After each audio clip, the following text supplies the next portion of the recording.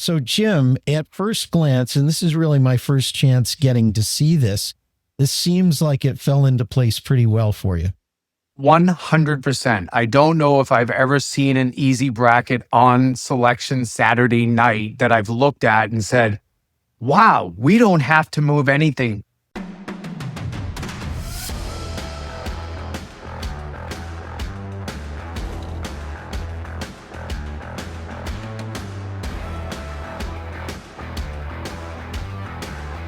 Welcome to a special edition of USCHO Bracketology Extra. I'm Ed Trefsker alongside Jim Connolly. We're sponsored by the NCAA Men's Division I Frozen Four, April 9th and 11th in Las Vegas. Visit ncaa.com/mfrozen4 for tickets.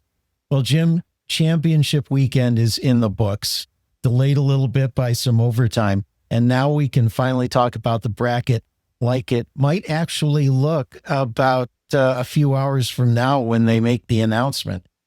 Yeah, and we can start with the 6 title games, and then we'll tell you where the number 1 seeds land, and then we can reveal the entire bracket as we see it. But I think this is going to be a bracket that is very similar to what the committee puts out. Well, let's start out with the games. Yesterday was the CCHA final. Minnesota State beat St. Thomas 4-1. Yeah, Minnesota won going away in that game, and that gave you a real clean result for the bracket. They're the autobid. St. Thomas' season is over. That was kind of the situation everybody knew going into the weekend. In the ECAC, Dartmouth gets their first tournament title 2-1 over Princeton on overtime. Yeah, a winner from Tim Bosconi, and that's a huge one because it avoids the kind of ECAC bid stealer chaos that Princeton was, threatening to unwind on the rest of the field. In Atlantic Hockey America, Bentley wins its second straight championship 3-2 over Sacred Heart. Yeah, 2 third-period goals from Kellen Yardelson. That was our placeholder all week, all season, really, Bentley, and they remain the team that stays in. Sacred Heart, their season ends. A stunner in Hockey East, Merrimack downing UConn 2-1. Yeah, I mean, that caps their run. They beat the number 3, number 2, number 1 seeds in Hockey East. That's so impressive. And they're the first 8 seed to win the Hockey East tournament. So that does steal a bid. Unfortunately, that knocked Augustana out of the tournament. And a game that probably looked scary to Michigan fans early on, a 7-3 win for the Wolverines over Ohio State to win the Big Ten. Yeah, a game that was tied 3-3 going to the third, but 4 third-period goals led by a TJ Hughes game winner. Michigan keeps Ohio State out of the tournament, and that made the path easy for UConn. So UConn becomes the last team in. And it was an early big lead for Denver that ended up having to go to overtime, double overtime, in fact, a 4-3 win for the Pioneers over Minnesota Duluth to win the NCHC. Yeah, rallying from 3-0 down was UMD, but Denver still survived. Kristen Epperson, he ends it in double overtime. And I'll tell you, that is a game that almost shows that these two teams are ready for the NCAA tournament. That was a heavyweight battle. Well, that takes us to where the number 1 seeds go. And we've known this for a few days, but let's place those in those regions, Jim.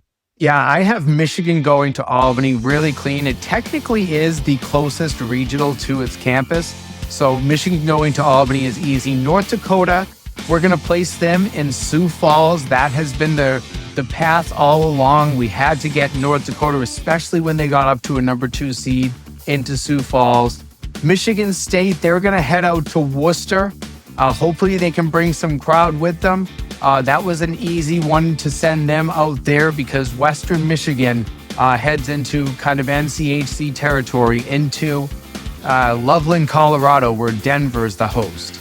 So those are the 4 anchors, and once you've set them in place, then everything else kind of falls behind from that. So why don't we get into each region? We will reveal each of them now as you've gone through and done the bracketology. The Albany region has number 1 overall Michigan, followed by Minnesota, Duluth, Cornell, and Bentley. So the first round is Michigan versus Bentley and Minnesota, Duluth versus Cornell. On to the next region, which is Loveland. Number 1 is Western Michigan, 2 is Denver, and they're the 5th overall seed. They're the host. Wisconsin and Minnesota State are in there. So it's Western Michigan versus Minnesota State and Denver versus Wisconsin. The Sioux Falls region places the number 1 for that region, North Dakota. Number 2 is Providence, followed by Quinnipiac and Merrimack. So it's North Dakota versus Merrimack and Providence versus Quinnipiac in the first round. And then in Worcester, Michigan State is the number 1 seed there, followed by Dartmouth, Penn State, and Connecticut. So you have Michigan State and UConn in the first round, and Dartmouth versus Penn State.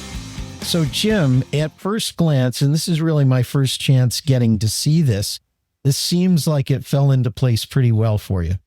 100%. I don't know if I've ever seen an easy bracket on selection Saturday night that I've looked at and said, wow, we don't have to move anything. Literally, once you place the teams that were the number 1 seeds in the region, everything lines up. The number 1 plays 16, 2 plays 15, all the way down to 8 playing 9. And I think when that was all said and done, I had no problem with attendance. I think that we are going to be protected in all of the regions. But the reasoning behind all of this was the lack of bid stealers. You didn't have Ohio State stealing a bid. You didn't end up with Princeton taking the ECAC title and taking a bid. Merrimack did take Augustana out, but Augustana entered the weekend with only 13% chances of making it. Everything rested on a perfect scenario. One of those scenarios was that UConn would have had to win the Hockey East tournament if they played Merrimack. So in that case, we end up with the Merrimack Warriors. They take Augustana's bid and literally take their place. They are the 15 seed and they go to Sioux Falls just like Augustana would have. And we knew Bentley was going to be number 16 or whoever came out of Atlantic Hockey America after Clarkson went down on Friday in the ECAC tournament. So no surprises. You look at attendance.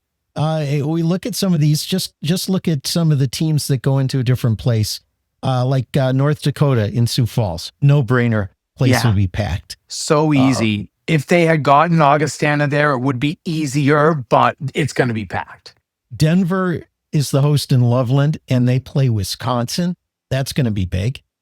Great draw in that one, and that will at least be a sold-out first day. If Denver survives, 2 days of sellout. You have Albany that has Cornell in the mix. Maybe some Bentley fans in there, but that's pretty good for the East with the Big Red in Albany. Yeah, I think that once you have Cornell there, everything is kind of dependent on what you will do in that fan base. Michigan too, as a national draw, that should be strong as well. I'm hoping that will be a decent attendance region. And then Worcester with Dartmouth and UConn in there. That's a big help in a region that sometimes has struggled. I think that one's going to be just fine.